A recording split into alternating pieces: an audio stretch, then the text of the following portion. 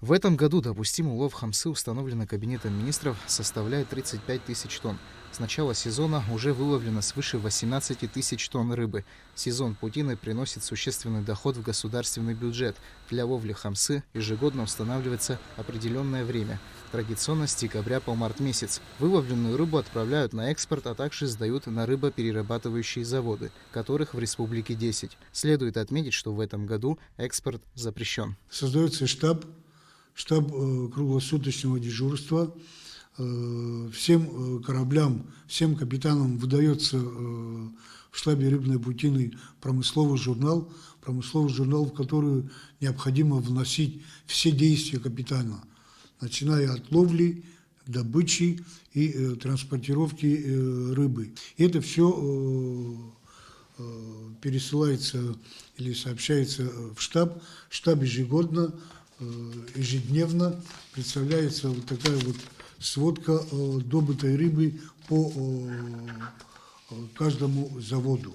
Безусловно, рыболовные корабли должны следовать установленным правилам. Периодически проводят контрольно-инспекционные мероприятия, как на заводах, так и на море. Экологи совместно с пограноуправлением ФСБ России проводят рейдовые мероприятия.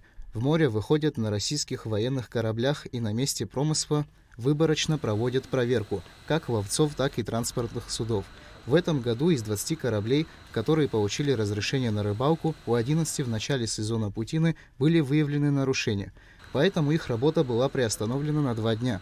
Ловля рыбы в водах Абхазии разрешена не более 500 метров от берега, а также рыбаки должны использовать специальный кошельковый невод. В случае нарушения правил их ждут штрафы. Правила не меняются, главное, чтобы их соблюдали.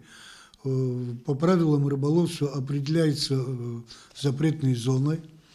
Запретными зонами являются устья всех крупных рек. Запретной зоной является акватория от траверза реки Алзга до государственной границы реки Ингур, ввиду того, что это заповедная зона.